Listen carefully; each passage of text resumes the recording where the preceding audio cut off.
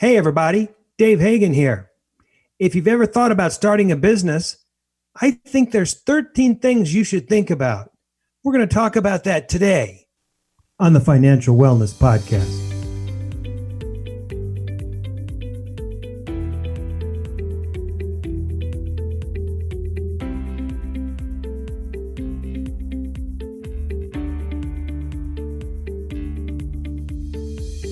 Welcome to the Financial Wellness Podcast, Dave's weekly message to keep you on your path to financial success.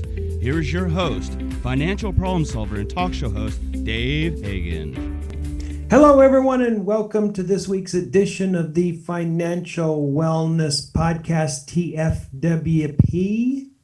Got some fun stuff that we want to talk about today, but first we're coming to you from Bakersfield, California, Topanga, California, and Seattle, Washington.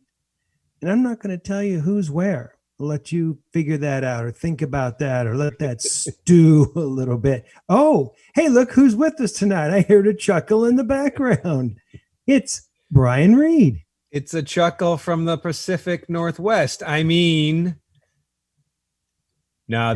where I am. Bakersfield. How you doing, Dave? I'm doing good. You? Doing well. Good. Brian's the original. Nick is not with us today. He's studying for that little quiz we call the bar exam. So we won't hear from him for a couple of months still, Brian. Thank God. Yeah, well, we need a break from the young stud, right? Here we go. Well, I want to talk about tips for starting a business. And think about this.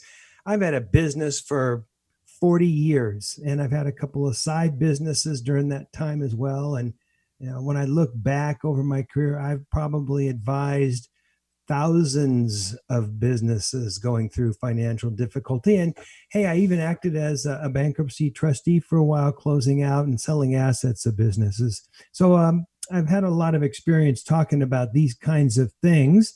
And I was recently asked to speak to a class of students over there at CSUN, that's California State University at Northridge, about tips for entrepreneurs. So I put together a list of things that I wish someone had told me back in the day, just when I was just getting going. And these are the kinds of things you will not necessarily find in a textbook. This stuff is gold. You can get a textbook anywhere, but you can only get this stuff on the TFWP. So Brian, you'd have businesses over the years too, right? Yeah, I've been involved in a couple with friends. Not as deep as you have been. Mine were smaller, but I'm sure some of these tips will carry over. So yeah. Maybe you got a few things to throw in at the end, huh? Sounds good. All right, so I've got these 13 tips, and we're going to do this in two parts. Today, we're going to do part one. Next week, obviously, part two, because we can't cover all of this in a 25-minute podcast. So we're going to break it into two. So part one, number one, the number one thing that I think is important when you're starting a business, understand your motivation. Now, obviously, a guy from Southern California, a guy who lives near Hollywood, where the directors always say to the actors, let's talk about your motivation. But I think that's the most important thing that anyone needs to think about. What is your why? You need to understand very clearly and have that at the tip of your tongue. What is your why for starting this business? If it's money, just plain old money, it's actually okay in my estimation. But maybe you want to change the world. Maybe you want some fame. Maybe you want a different lifestyle, one where you can call the shots instead of someone telling you what to do. Although I think I found over the years, if you're doing your own business, you probably work a lot harder than if you were just an employee working for someone else. But let's look at some examples. For Steve Jobs, it was to put a dent in the universe. Now think about that. Here's a fellow who had a lot of money at an early age, but his motivation was to put a dent in the universe. And his company, Apple, is now the number one capitalized company in the entire world. Largest company in the entire world. Think about that. All because he wanted to put a dent in the universe. For Elon Musk, I was going to mention Elon. It was to change the path of humanity through transportation and interplanetary travel. That's pretty lofty, pretty big stuff. For Zuckerberg, it was apparently to get attention and meet girls. Hey, nothing wrong with that, I've got a friend who used to work at the Department of Justice, and she was a leader of that department. At the end of the meeting, she'd say, "Let's go do justice." And that was their motivation.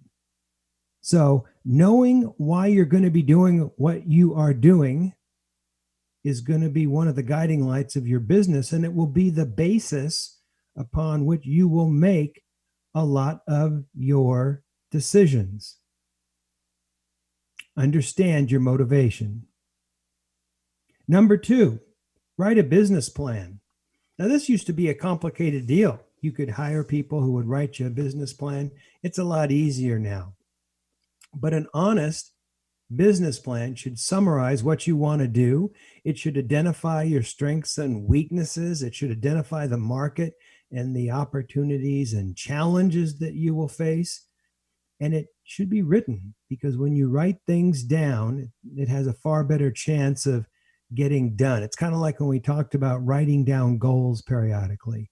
When you write them, there's something of magic about it where they seem to have a higher chance of getting done. So you need to write a business plan. Even if you just sit down one day and sketch out 3, 4, 5 pages, you can always fill it out later.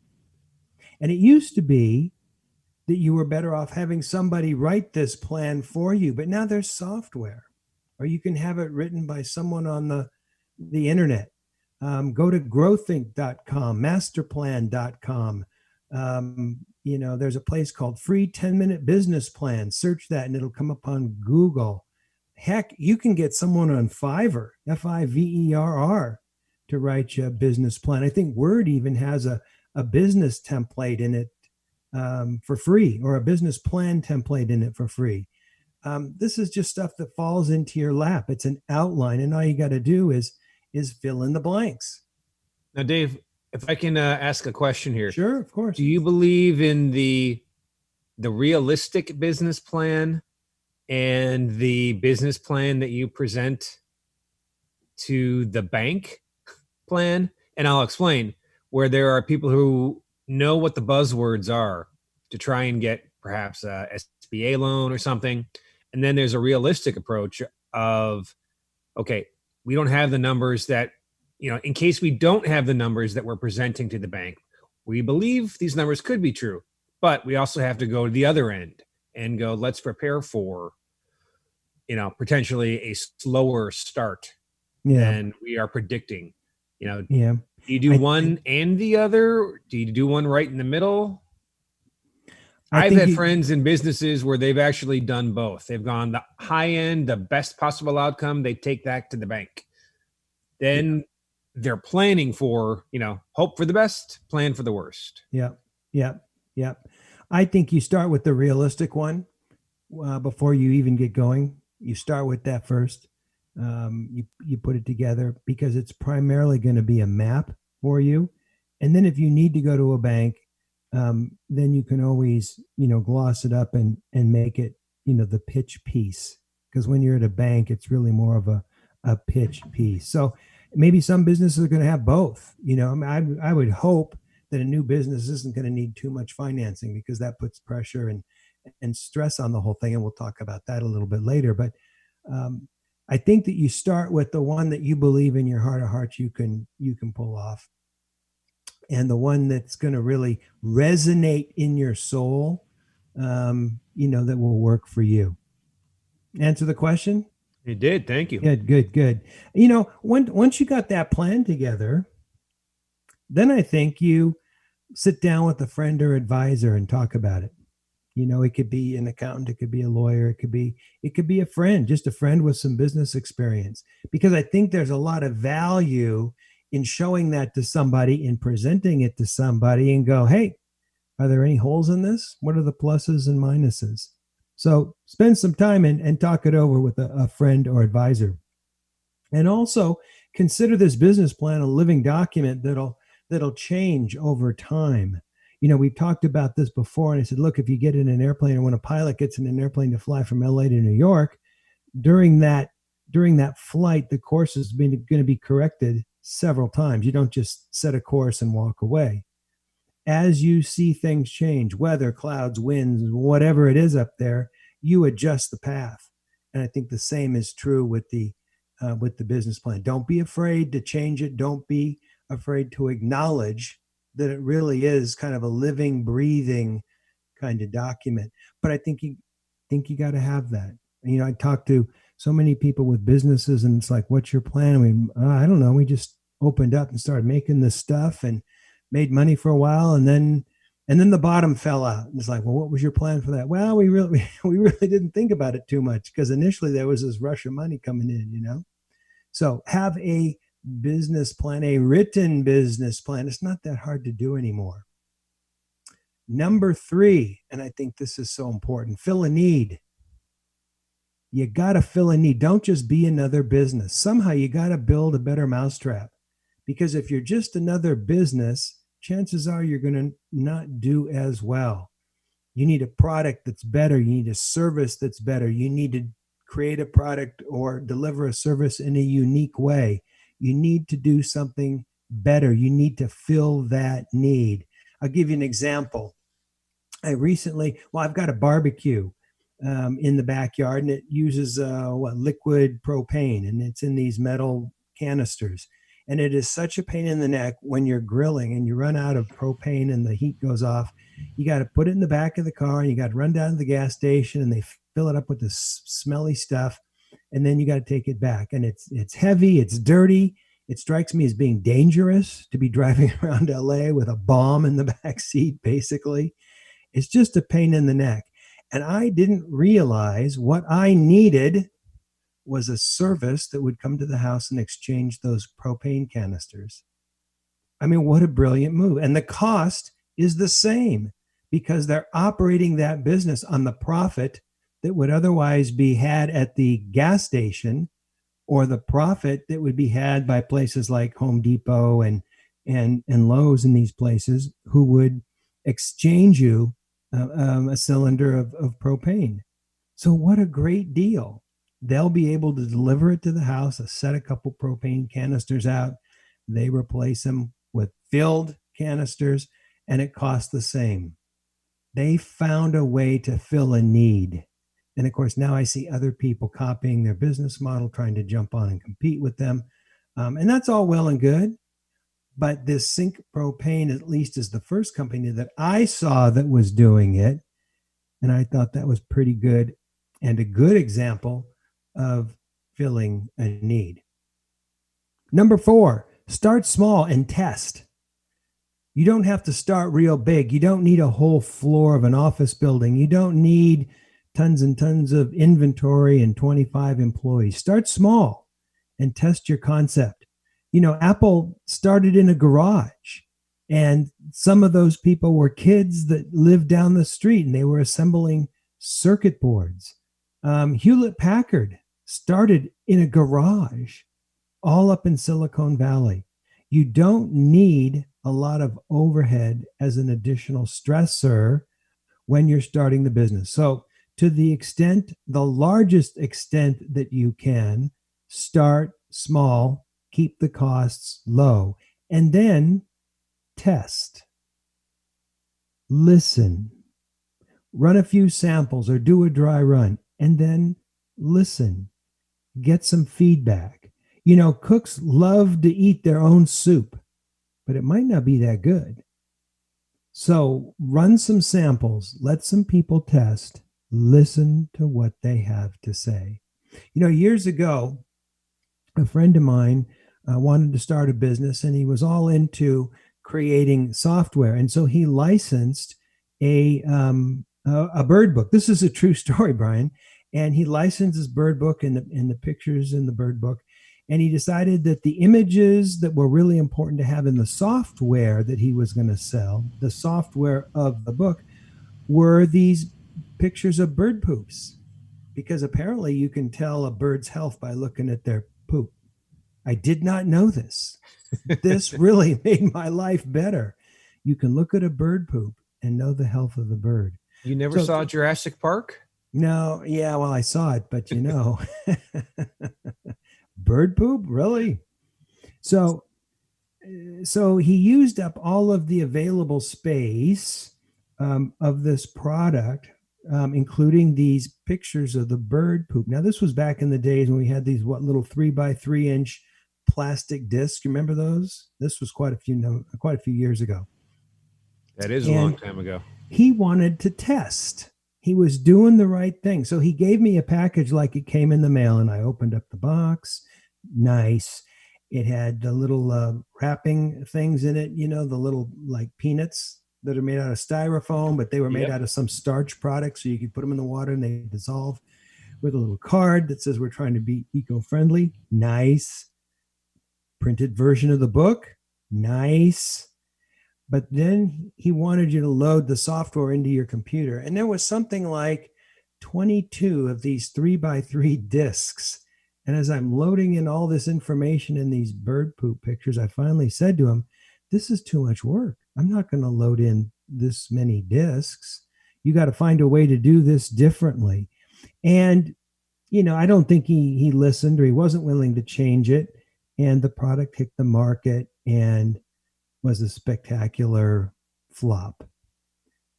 People just didn't want to sit there loading in all these pictures. So run some samples, listen to the people that are going to be your prospective customers, and then adapt the product. Now, someone who didn't do this, interestingly enough, even though I still think this is good advice, Steve Jobs. Steve Jobs did not do that. Steve Jobs would say, look, we can do this coolest thing, and I think it's great. And they said, well, don't you want to do market survey? And he goes, no. We're going to invent stuff that's so incredible, we don't need to do market surveys. We're just going to put out these great products. And it worked for him, but it doesn't always work. Test. Don't quit your day job just yet. Do it as a business on the nights or the weekends. Keep it small and test. Number 5, choose a proper entity. Now, don't let this get you hung up. So many times I'll talk to people about starting a business and they'll say, there's so many things to think about. Is it a sole proprietorship, or how do I do it? Or what do I do? Blah, blah, blah, blah. Don't let that slow you down. It's like when I talk to people about investing, they go, well, I don't know how to do it. And I said, it's really easy. You walk into Schwab and you go, I'd like to open an account, please. And they'll say, what kind of account? And you have about 4 or 5 choices. IRA, Roth IRA, regular account, trading account, blah, blah, blah. It's not that complicated. You walk in and just do it. But you do need to think a little bit about choosing the proper entity. And really what you're going to be looking at is either a sole proprietorship, which is just opening an account in your name and maybe filing a DBA with the county. So you could be David Hagen, or it could be David Hagen doing business's dog poop book. That's the first way. Second way, partnership. My least favorite way, partnership, is 2 or more people coming together to do a business. And when you have a partnership, all of the general partners are jointly and severally liable for all of the debts of the partnership. And that's why I don't like it. Something goes south and everybody's personal assets get sucked into the hole. Third is corporation, and there's flavors of corporations, LLCs, LLPs, what have you. But a corporation is really the third category that you're going to see. Pick one. To determine which best for you, do some research on the internet, talk with a lawyer, talk with an accountant. Consider the cost, complexity, and benefits of each. Don't get too hung up into it. What I usually tell people is start as a sole proprietorship, open a bank account, get a business license if it's required. File a fictitious business name statement, which is like a dog poop book for David Hagen, and just start the business. Just keep it going. Just start it and keep it going. Don't get hung up in all this other stuff. Start it that way. Unless the business is unusually risky, just start as a sole proprietor. If it's unusually risky, like you're manufacturing ladders where people fall off and sue, or if you're doing something like transporting nuclear waste, well, you don't want to be doing that as a sole proprietor. There you'll form a corporation. But after you talk to your lawyer, accountant, you'll have a pretty good idea of what you need to do. Keep it simple and don't let it hang you up. Now, I want to talk about a couple things that are financial considerations. And I don't want to talk about balance sheets and cash flow and all that kind of stuff because, you can talk to your accountant about it for hours at $500 per, and they'd be happy to talk to you about it for a very long period of time. But these are practical, pithy, practical kinds of things that you should do. Number 6, have a separate bank account for your business. Even if you're a sole proprietor, have a separate bank account. So many times I see people just starting to run the business through their personal account. And it's hard to keep track of things where you've got income and dividends and other sources of income, unemployment, whatever it is. And you're trying to pull that apart from the income that comes in from the business. So even if you're a sole proprietor, set up a separate bank account.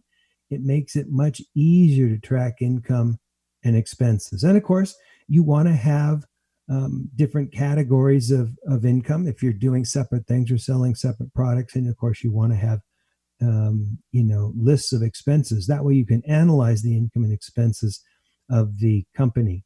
And that leads me to number 7, which are accounting issues. That is, do the books at least monthly so you know your income and expenses. You got to do it every month. When we started my first business back in the day, I would come in on Saturdays. We didn't have all the software and we didn't want to pay for a bookkeeper because that was too cheap. And I would come in on Saturdays and tally up the deposits and write the checks actually, and then send them out. Now it's a lot easier. Use QuickBooks, use any of those easy accounting products, and set it up with a bookkeeper or an accountant. Have them set it up. They'll save you so much time in terms of organizing your business. And you should be out there doing the business, not counting the beans. And if you have a good person that's doing this for you, setting it up in QuickBooks and on a monthly basis, inputting the data, a good person will also be able to give you their on the ground insights. They'll go, do you know you spend this much and this much on, transportation or food, or, we're buying $7,000 a month of glue or something like that. A good accountant will notice that and then bring that to your attention. And they'll also make sure that the QuickBooks matches what's going on at the bank so that all your books are actually accurately showing what's going on at the bank. Now, Dave, in your experience, if you're advising someone who is starting up a business, if they're not willing to spend the money that's necessary to get the accountant, talk to an attorney, talk to a business advisor, is that indicative of someone who maybe hasn't done the homework on the product and they don't want to be told no, so they haven't done it? Yeah, I think you're exactly right, Brian. The phrase penny wise and pound foolish comes to mind. And, this is, coming from me who doesn't like to pay, people to provide services. I always think that I could do it myself or figure it out myself if I have enough time and access to the internet. But I think that someone that's not willing to do that may have also skimped on consulting, talking, getting advice from people regarding the business or the products themselves. So I wouldn't say that's necessarily a red flag that would prevent you from doing business. But on the other hand, that's indicative of some issues that they may have. I remember as a kid, a guy came over to our group and he says, geez, there's times when I have to get my lawyer and my accountant to talk with me at the same time regarding different issues. And he says, I think I'm going through $1,000 an hour. And we're all going, $1,000 an hour. And he says, yeah, I hate to do that. on the other hand, they help me make thousands and thousands more. So he understood the importance of paying your professional. Don't let him run a tab on you, obviously, but he understood the importance of getting the professionals together and having them give you some, thoughtful, consolidated kind of advice. So don't hesitate to talk to your professionals. Don't hesitate to use these people to set these kind of things up. Well, that's about all the time that we have. We don't even have time to go to an email. We went through the first 7 of 13 tips. We're going to finish those next week. So come back and hear the last bunch of tips. And I think I'll see you then too, right, Brian? I will be here for it.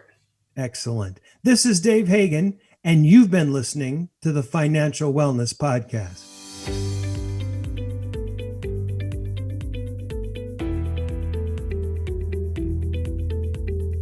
You've been listening to the Financial Wellness Podcast, Dave's weekly message to keep you on your path to financial success.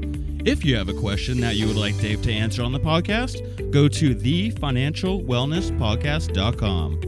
You can leave an audio message with one click of a button, or type your message into the question box. Either way, it's sent right to Dave's phone.